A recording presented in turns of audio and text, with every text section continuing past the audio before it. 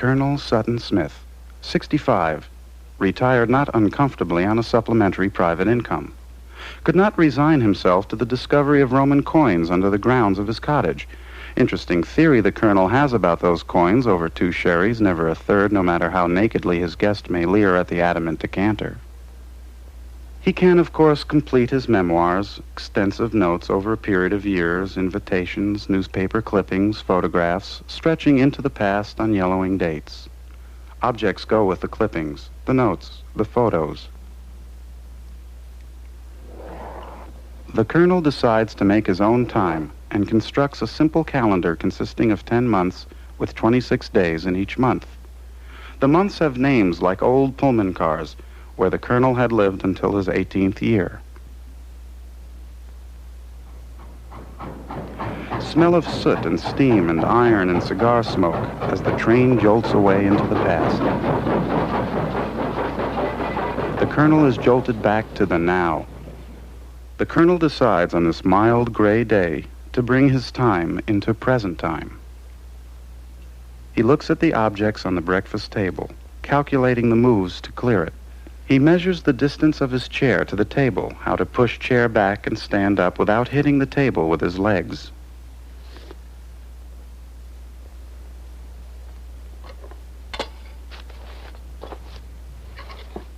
He has discovered the simple and basic discipline of DE, do easy. He becomes an assiduous student of DE.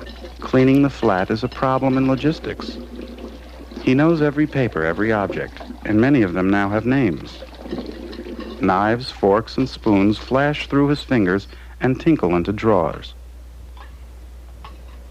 He has perfected the art of casting sheets and blankets so they fall just so. Cigarette packages and crumpled papers land unerringly in the wastebasket, as a Zen master can hit the target with his arrow in the dark. DE is a way of doing. DE simply means doing whatever you do in the easiest, most relaxed way you can manage, which is also the quickest and most efficient way, as you will find as you advance in DE. You can start right now tidying up your flat, moving your furniture or books, washing dishes, making tea, sorting papers. Don't fumble, jerk, grab an object. Drop cool, possessive fingers onto it like a gentle old cop making a soft arrest. Guide a dustpan lightly to the floor as if you were landing a plane. Here is a student at work. The student considers heavy objects. The tape recorder on the desk taking up too much space, and he doesn't use it very often. So put it under the washstand. You will discover clumsy things you've been doing for years, until you think that is just the way things are. Now try again lifting, shifting, pivoting, dropping on the legs just so and right under the washstand. He is learning the simple miracles. The miracle of the washstand glass. We all know the glass there on a rusty razor blade streaked with pink toothpaste. Quick the fingers go to work and the glass sparkles like the Holy Grail in morning sunlight. Learn to place an object firmly and quietly in its place, and do not let your fingers move that object as they leave it there. When you put down a cup, separate your fingers cleanly from the cup. If you don't catch that nervous finger that won't let go of that handle, you may twitch hot tea across the Duchess. Every object you touch is alive with your life and your will. Don't tug or pull at a zipper. Guide the little metal teeth smoothly along, feeling the sinuous ripples of cloth and flexible metal. Never let a poorly executed sequence pass. There is always a reason for missing an easy toss. Repeat toss, and you will find it.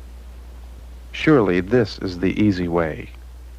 If you rap your knuckles against a window jamb or door, brush your leg against a desk, or catch your feet in the curled-up corner of a rug, or strike a toe against a chair, go back and repeat sequence.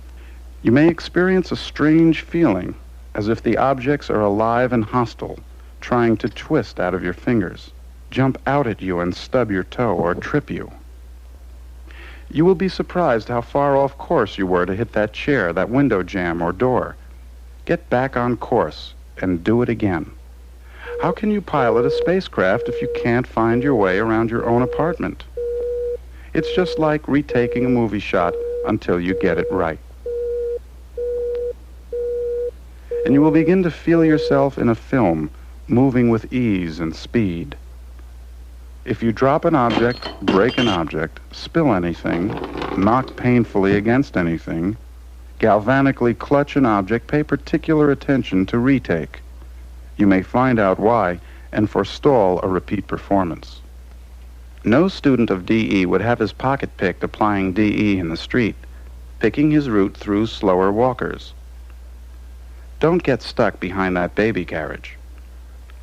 Careful when you round a corner. Don't bump into somebody coming round the other way. Everyday tasks become painful and boring because you think of them as work, something to be fumbled and stumbled over. Overcome this block and you will find that DE can be applied to anything you do, even to the final discipline of doing nothing. The easier you do it, the less you have to do. He who has learned to do nothing with his whole mind and body will have everything done for him. Let us now apply DE to a simple test. The old Western quick-draw gunfight. Only one gunfighter really grasped the principle of DE, and that one was Wyatt Earp. Nobody ever beat him. Wyatt Earp said, "It's not the first shot that counts, it's the first shot that hits. Point is, to draw, aim, and fire, and deliver the slug an inch above the belt buckle." That's DE. How fast can you do it and get it done? It is related that a young boy once incurred the wrath of Two-Gun McGee. McGee has sworn to kill him, and is even now preparing himself in a series of saloons. The boy has never been in a gunfight before, and Wyatt advises him to leave town while McGee is still 2 saloons away. The boy refuses to leave. "All right. You can hit a circle 4 inches square at 6 feet, can't you?" "All right, take your time and hit it."